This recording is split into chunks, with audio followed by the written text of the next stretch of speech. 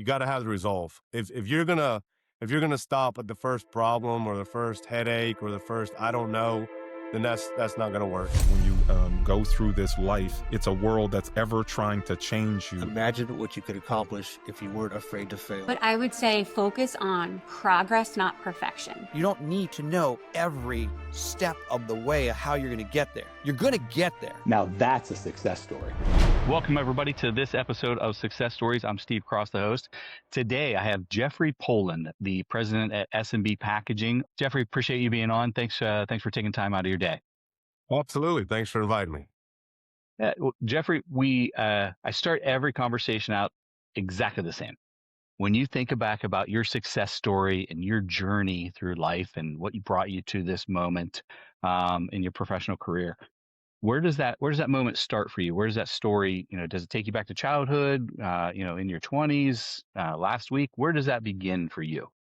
Yeah. So since you guys reached out to me, I've been thinking about that a lot. And I think for me, it really starts whenever my childhood.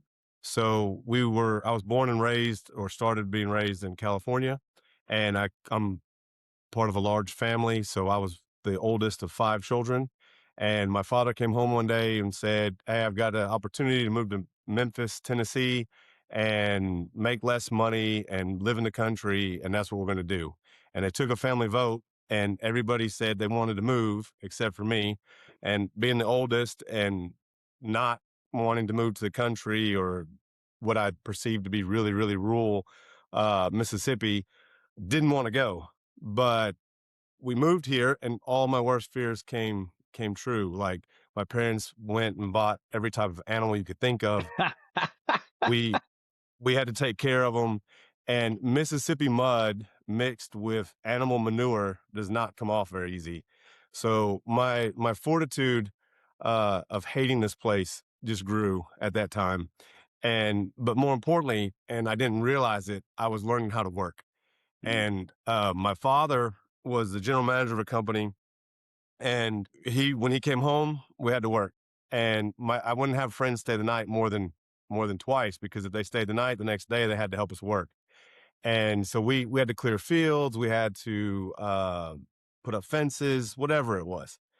And in doing all of that, again, at the time, it put in me a resolve that I was going to move back to California. But what I didn't realize I was getting was learning how to work. So as me and my next youngest sibling started to work out into regular jobs, we found it was very easy compared to what we did with my father. And so we started getting raises and the rest of the stuff. Simultaneously, my father at the time was sending out contract packaging work from where he was the general manager, and the people kept messing it up. And this was years later, whenever I was in high school. And though my father was sending out the work, they kept messing it up. And he said, "It's not hard. My kids can do it." And then one day he said, "Wait a minute, it's not hard. My kids can do it." So he started sending it home to us. And that's how we made our allowances and work and did whatnot. And so we did it at the garage of the house, and we would do that. At this time, I still wanted very badly to move back to California. College took me to Kentucky. So I go to Kentucky, and my father had his second major heart attack. And with that, he calls me and says, "Hey, I need help. Some of my other brothers and sisters had moved away." And he said, "I need help. I need you to come back and help me run this." And I did it with every intention to do it as small as possible and move to California. But once I came back, uh, other stuff in life happened. I met a girl, met other things like that. So I'm here a little bit longer than what I was planning on. And then one day when my father was mad in the garage at that side business, he said, "Look, I'm gonna get rid of it, or I'm gonna sell it to your uncle, or I'm gonna sell it to you."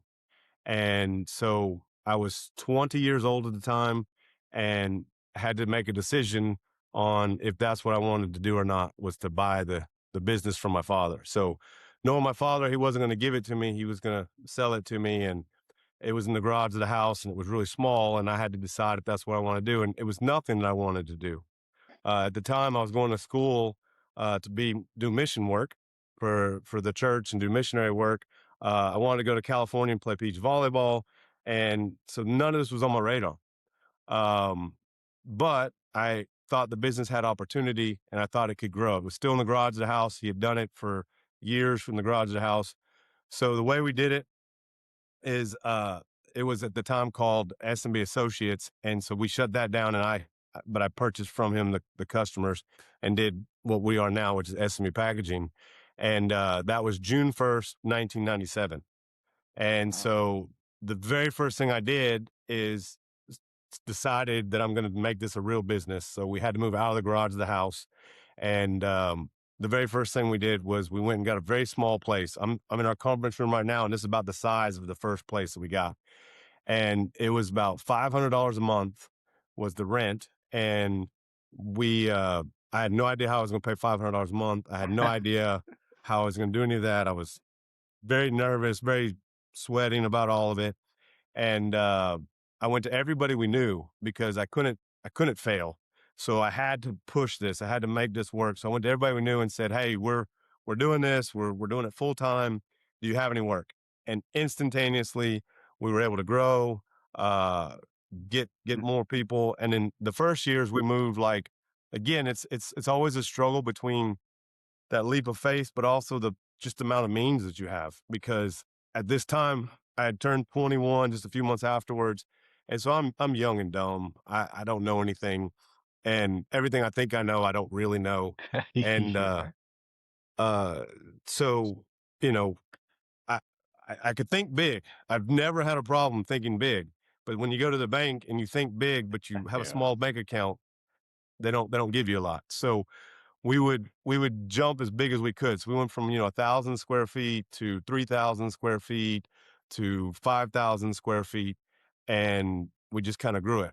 And that that was the beginning. Now 29 years later, so it's been this June will be 29 years that we've been doing it. And today we have over 600,000 square feet, three locations, Wow. and I look back at the beginning. There's so much that I wish I knew that I didn't know, and we definitely learned a lot of hard lessons through that. But that's a really quick version of the non-straight path we took to get there. Yeah. Wow. Wow. That's interesting. I'm trying to digest that a little bit, but I love the childhood story. I don't particularly love the pain that you kind of had to go through of moving and stuff like that. But I have a very similar story that after I grew up and started working somewhere else, like this isn't even a real job. This is cake compared to what I did when I was growing up. And the same thing holds Absolutely. true for my son. I have a son like he complains or has complained about jobs he's had, and he's like, it's just so boring. They're not busy. They sit around. Like, he goes, I can't stand it. Like they complain about how hard the work is, and it's just simple stuff. So I think, yeah, it's. Do you think there was anything built in from your father? Like, was it just a lifestyle change of him wanting to get away from California, or do you think it was something deeper than that? And It have was you had those totally conversations with him? Have you had those open conversations? Absolutely, and it was totally quality of life. So my parents were wanting to get away from the city. My my next youngest brother and myself, we were starting to get into trouble a little bit. We were very much living in city life, and they wanted to go to country life, and they successfully did that. Um, and they'd always wanted to have a farm, which is why they went overboard buying like literally. I mean, we had cows, chickens, goats, pastures. I mean, just all types of stuff. And we didn't know how to do any of it. So my father just knew how to work hard, and he had us Mm. do that hard work to get there. And Yeah. so it it I'm very thankful, and I'm trying to do my best with my own children to work into them the value of working hard, no matter what they want to do, to just work hard, and what that will allow you later on in life. Yeah, for sure. It's amazing that your father had that confidence of, hey, this is what I think I want to do, and I don't know how I'm going to do it, but I'm jumping in and just going to figure it out. And just having that confidence that that he's a hard worker and that'll overcome. Absolutely. To get a little bit more specific in the work side on that, he was tasked that company um had a couple facilities, and the Memphis location was the worst facility. So he was Mm. tasked, he had 1 year to turn the facility around, or else they were going to shut it down. And a really short version of that was he fired every person that was here within the first year and rebuilt it, and it became their biggest facility in their company and what they did. Wow. That's amazing. It got to make you proud to have that, right? Absolutely. At one time, myself and two of my brothers were all entrepreneurs. We all had our own businesses going from there. And then my third brother uh, chose the army route, so he went up and became the highest you could become on the enlisted side, and just recently retired. He's actually working with us back here now. That just this recently happened. Wow. You guys are like the all-American family. uh, it depends who you ask, but absolutely, I'm sure. absolutely, very proud I'm of it. sure. Um, keeps us busy. Yeah. Learned a lot of lessons, done a lot.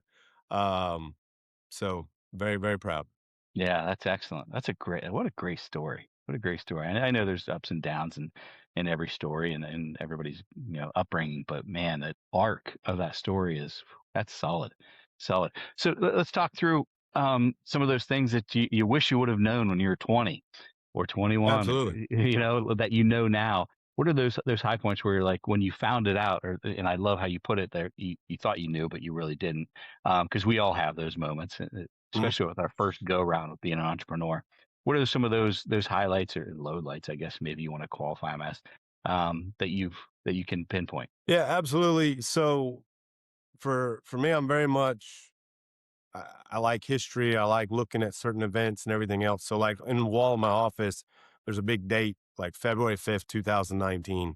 And that one's much later. So I could answer smaller stuff like, I thought all banks were the same when I first started out. I didn't realize Yeah. that banks had different appetites or how a bank worked. Or if one bank told me no, I thought that meant all banks would tell me no. And I learned later on that that's not the case at all, or how that works. And same thing with finding the right team around you and getting the right people, both internally in your company, but also external, like the really good accountant that's external, or the really good labor lawyer that's external.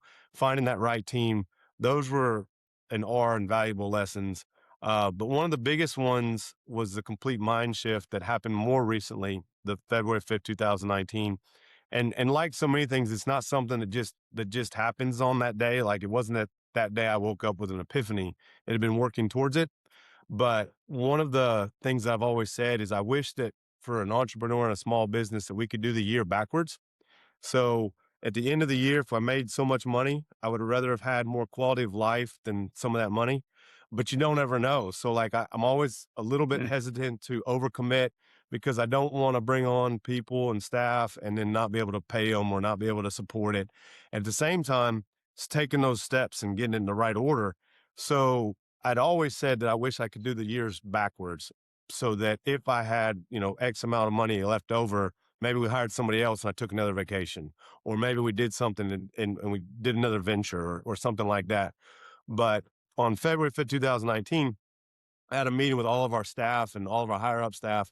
And at the time, we were so busy and having to work so many hours and do so much stuff that we'd been trying to have the meeting for a few times. We couldn't. So we ended up having a late night dinner. And that's when I could get everybody together and we have this dinner. And basically it was a purposing of the mind where I said, look, even if we go bankrupt, even if we don't make it, we're going to value uh, quality of life and not just for me, for everybody that's here. We're going to value quality of life better.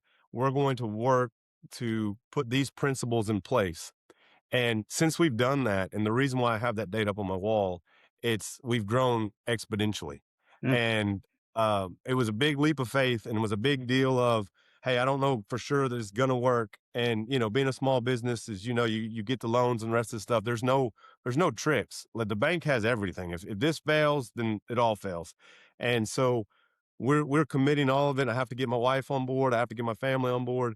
But we did that, and it's just been awesome. And getting that right team around you, and then getting the lessons that we learned there. And so there's several things like to take smaller bites, to chew slower. So I'm a big advocate that, if you like some food and you're eating it, and it's savory to you and you really like it. You kind of take your time and you eat it. But I also think that you should do that on the bad things. And I do. So like also on my walls in my office, I have bad memories and bad times so that I don't ever forget them, so that I can show them and teach them to my kids and remember them as well. Because I think we only learn the fire's hot two ways. We either touch the fire, which Mhm. unfortunately I've done a lot, or we were smart enough to listen to somebody else and touch the fire. So whenever I've touched that fire, I always want to make sure and remember that lesson. So people at first think it's a little odd. They'll come in and they'll see and they'll ask me about something. And I'm like, oh no, that was a bad thing. That was a really bad thing. And I'll never do that again. And this is why I remember that. And this is what happened. And so it's kind of important for me. Yeah, yeah, that's excellent. And having that transparency of just needing that reminder and having it open to other people, it's amazing. I like that. I like that a lot.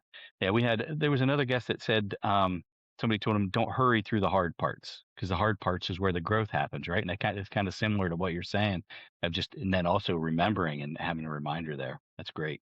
It's great. Another moment, this was early on. I'm not great with dates unless I have them like up on my wall, but this would have been around 2015, maybe, yeah, 2015 or 16. Me, my wife, we're at lunch with our bank, and my banker is talking to us, and it was a great conversation. It was really good. At this time, we had started growing more. We were getting better relationships with the banks, and lines of credit and all that. And the banker was seeing that we were picking up steam, and he said, "Hey, what happens if you're 10 times bigger than you are today?"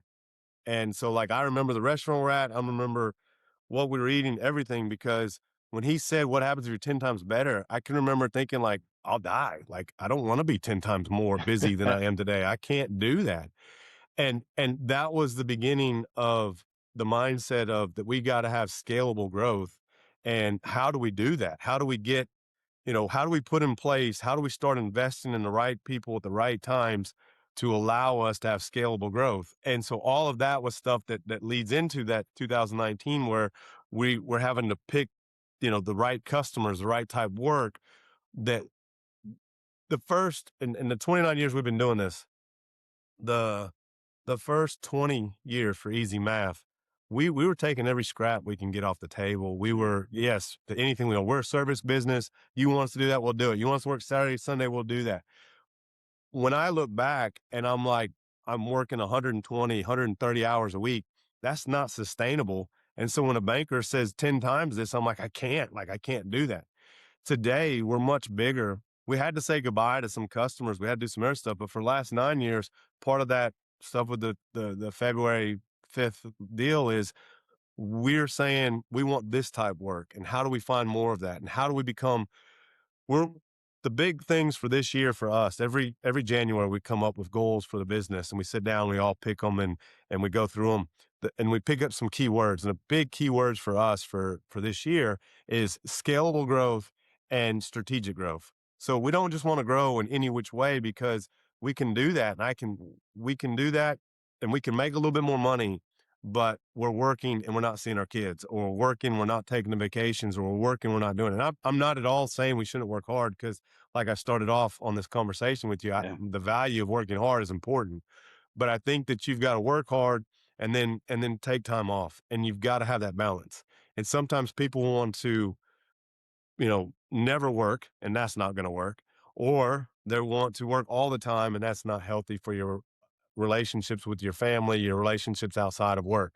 So it's finding that mixture and then through that finding which customers and how do you want to do that and being able to define that. Because one of the things that's difficult is to be able to say like what type of work do you want or how do you want to do that? And then again, taking those leaps of faith where you start training a person before you need them. So you go back to my brother that just retired from the army. My whole point to him was we don't need you, we want you. We want you to bring that leadership where you Mm. were running, this entire fort at the army. We want you to bring that leadership here. And we're this small little bitty company. He had to learn some big lessons working for the government and running the fort like he was. He could sign off on millions of dollars. Here, he's a small business having to realize that those millions of dollars, we may still be able to move millions, but every one of them we got to account for. Every one of them we got to know about it. We got to know what we're doing. And so he's making that transition for the last couple of years really, really well. But it's that type of forward thinking where we're saying we don't need you, well, we want you. We want you to come be part of our team. We want you to help us get to the next level. And how do we continue to grow? And with everything we're doing, especially this year with those phrases, is strategic growth and uh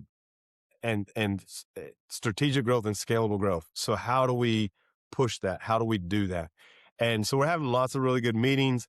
Again, it's going to be more leaps of faith where I get my entire, my support network, my wife, the family around us, our supervisors or managers are awesome. And it's just getting that good group of people around you and then saying like, okay, which direction do we want to go? How do we want to do this? And then pushing for it. Yeah. Yeah. I remember the day when I realized that not all revenue was good revenue.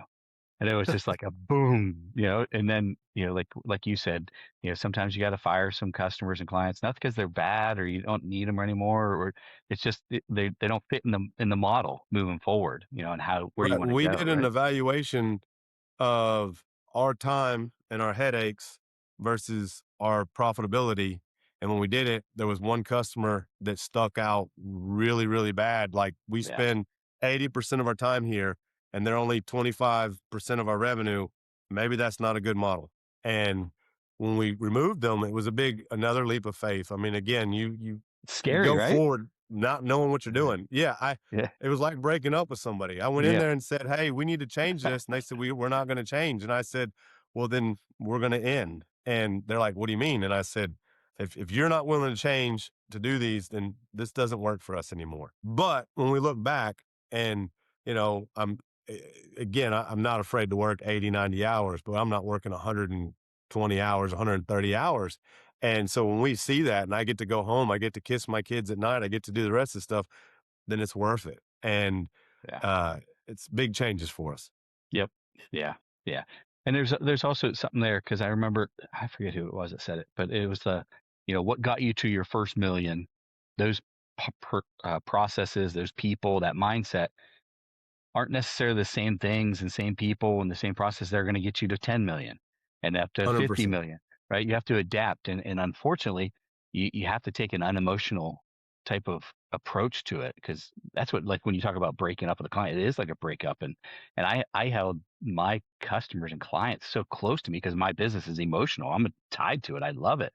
And I'm sure you felt the same way of having to approach it like that. It's like, ugh, this sucks. Well, it's part of where we're at now. So I have a good friend that's got a business, and they're a little bit bigger than us now, and he's the one that by demonstration was showing me the value of scalability and investing in people before you need them.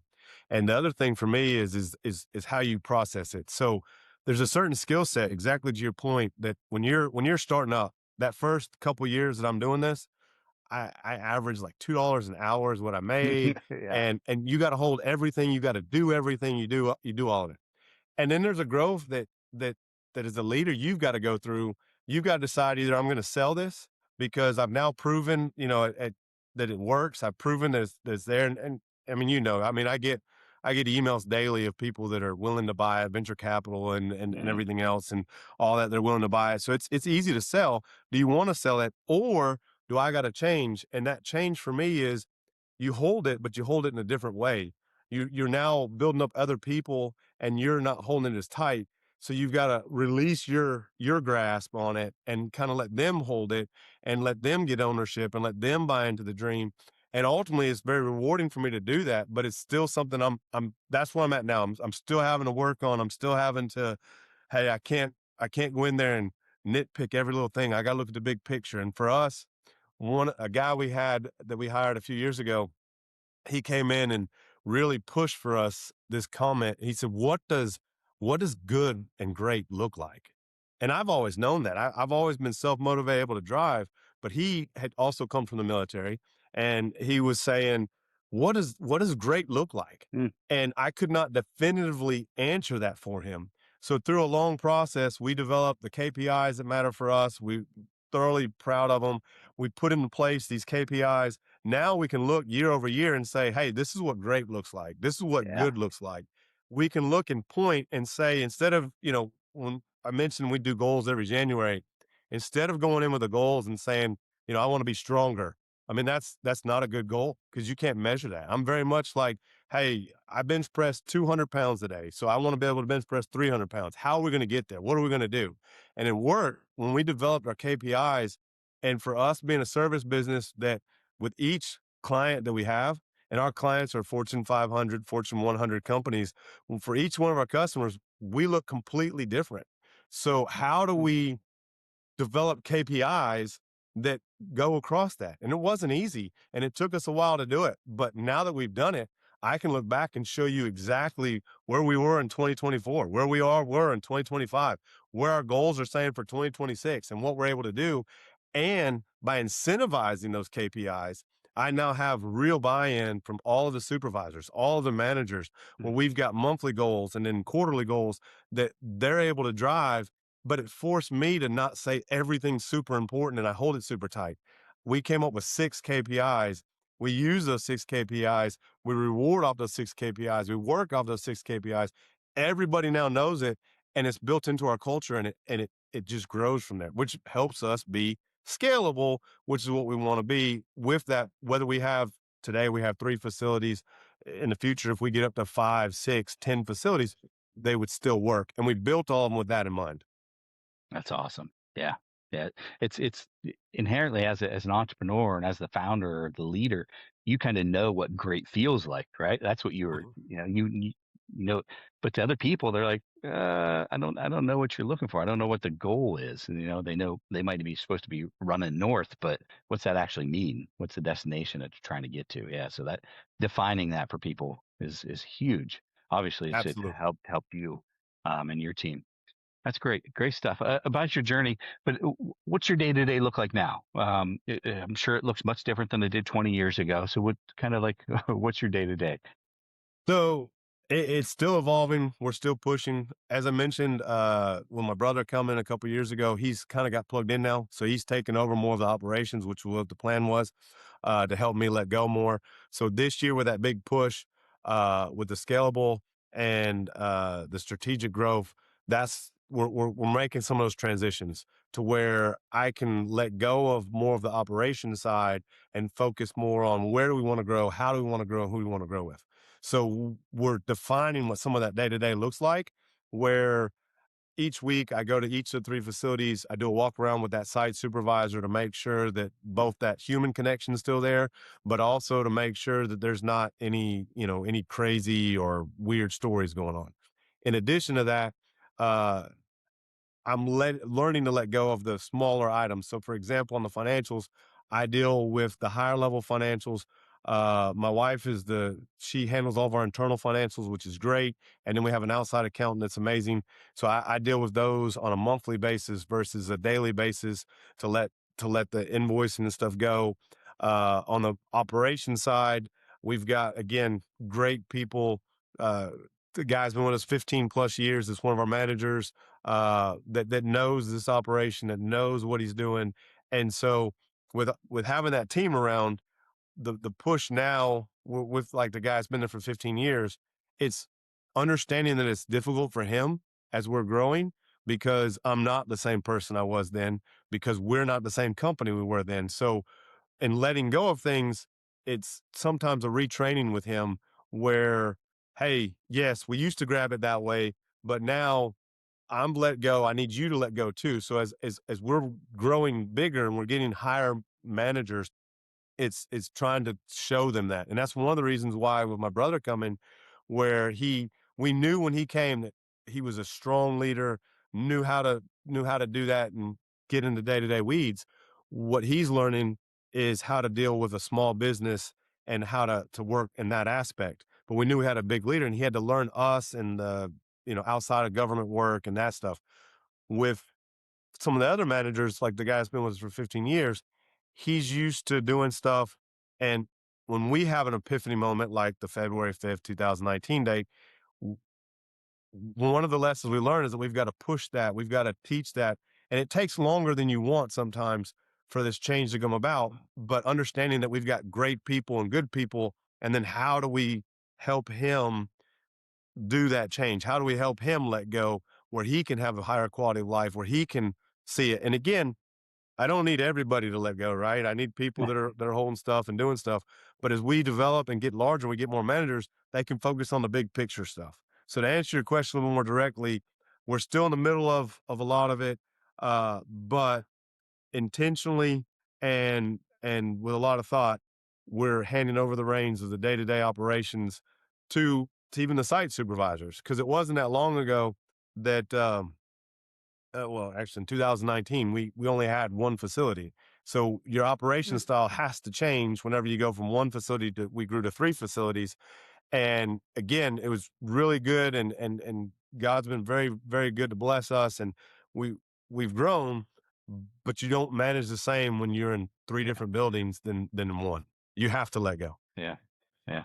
So, Jeffrey, can you tell us and the audience a little bit, what does SMB Packaging do? Yeah, absolutely. So we are a service business. We typically the best names for us are either a 3PL or a co-packer. Gotcha. Um, those are what we line up with the most. We have a tagline we like to tell customers we become an extension of who they are. So we don't really worry too much about competitors because when we get in with a company, once they kind of see our value, we just kind of grow with them. And unless it's where we have changed directions, like the one customer I mentioned to you when we said goodbye, we continue to grow with them.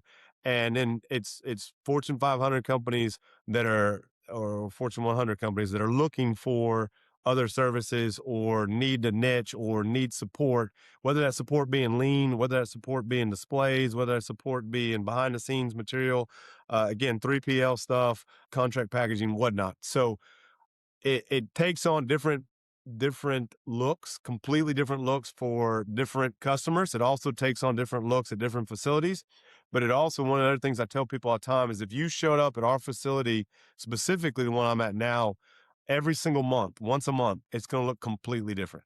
Hmm. And it's just because we're doing one-off jobs, rework jobs, packaging jobs, other stuff like that. And even for the customers that we do the same type of stuff for, it's always changing. So it's the same but changing. Uh, it's the same type of work that 29 years ago we did. So we had three customers whenever I purchased it from my father, and we've outlasted all three of those customers. They either Wow. went away or got absorbed by other companies that then went away, and we've outlasted them, and we've been able to grow uh, through providing that service. And we don't have a marketing team. We don't have to. We grow by word of mouth. So Memphis is a really good place for distribution.